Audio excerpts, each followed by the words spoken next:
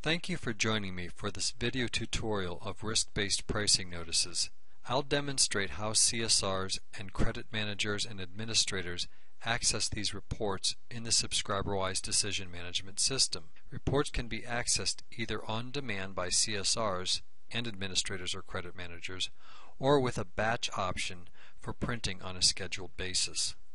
SubscriberWise risk-based pricing notices are fully compliant with the federal requirements indicated by the final rules of the Federal Trade Commission and the Federal Reserve Board as it relates to risk-based pricing notices.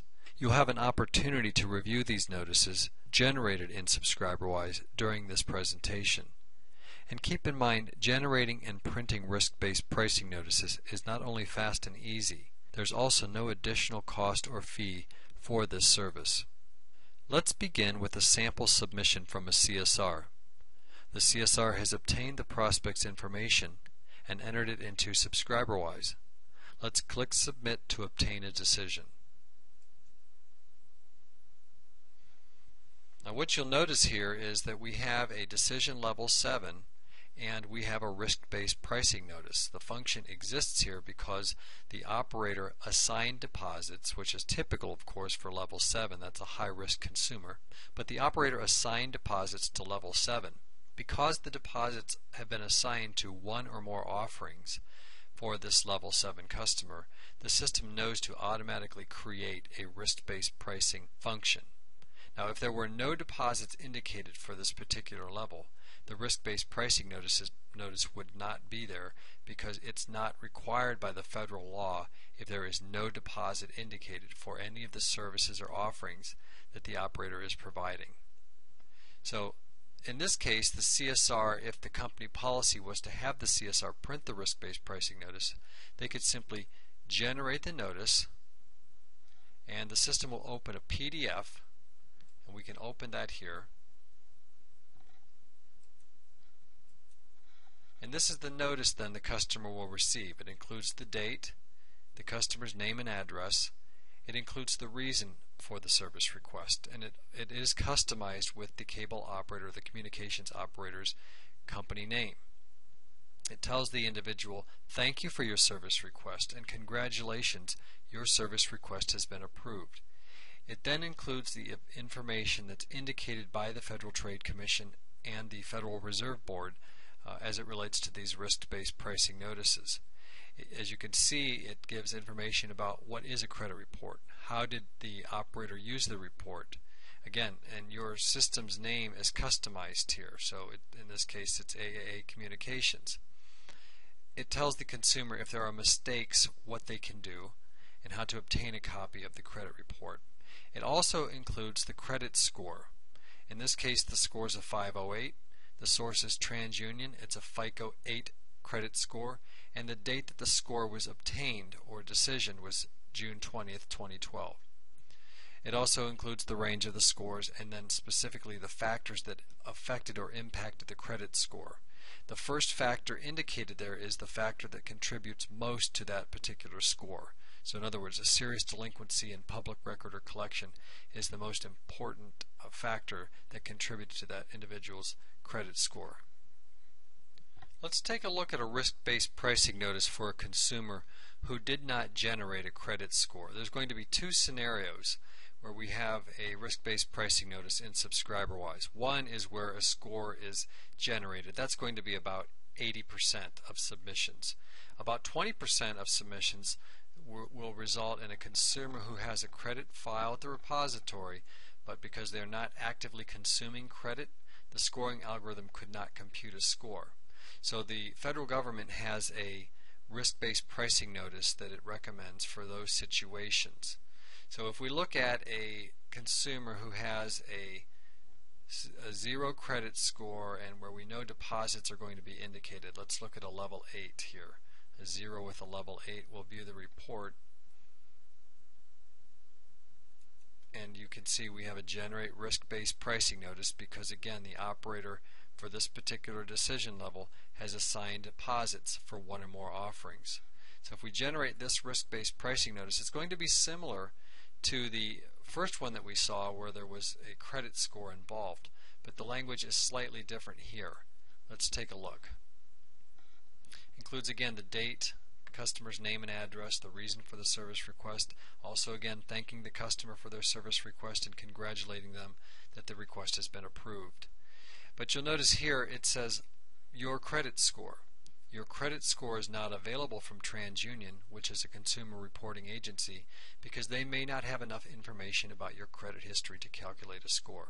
So it's similar information, but this particular letter is geared to those individuals who did not generate a credit score, but where the operator nevertheless assigned a deposit based on the information that was included on this particular credit report, which likely would have included past due balances and one or more collections.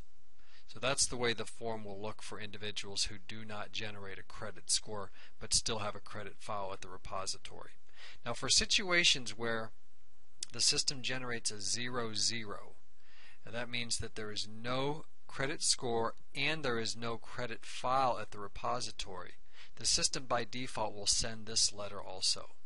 The assumption is that if there's no fraud or predatory behavior, the operator will assign a minimum deposit, maybe for example a deposit level 4 or level 5 in a situation where there is no established credit. It could be somebody who is brand new to credit, a mature cash spender who's never applied for credit, so there was not a file that existed at the National Repository. So understand that the system will automatically know which letter to select based on the decision that was obtained for that prospective customer. So let me review for you a situation where we do not have a security deposit indicated for a specific level. Let's look at Juice Grape, a level 1 consumer. If we view this report, you'll notice there is no risk-based pricing notice for a CSR to generate. Why? Because there are no deposits indicated.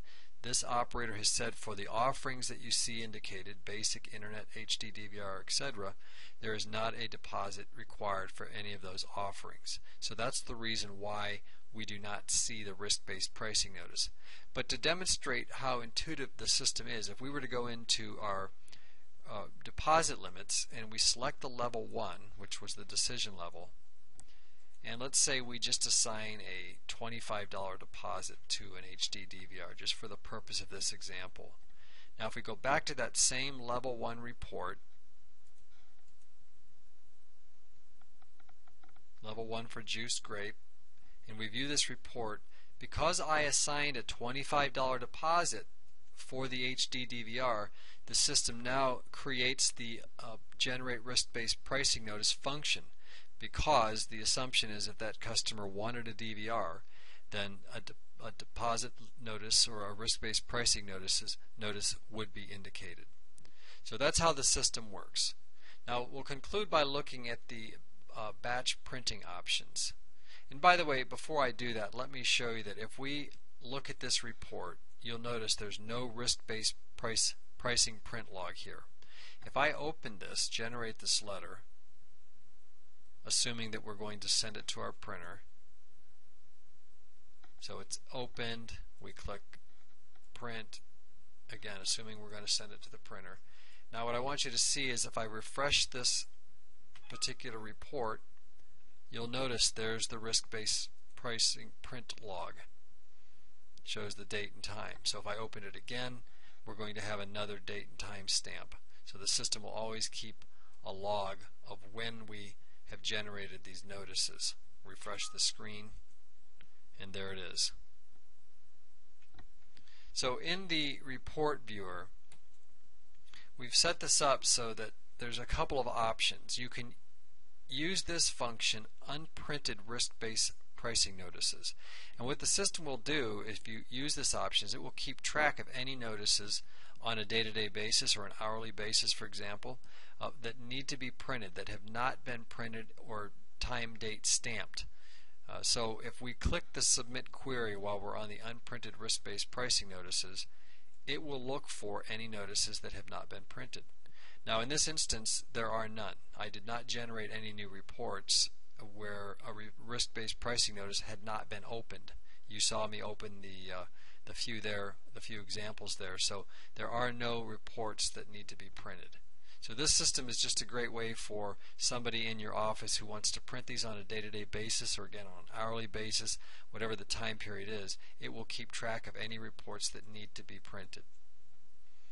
Now the other option is you can go into the custom time frame risk-based pricing notice and you can select a specific date range. So let's say we entered in May 1st, 2012 through June 30th, 2012, and we submit the query.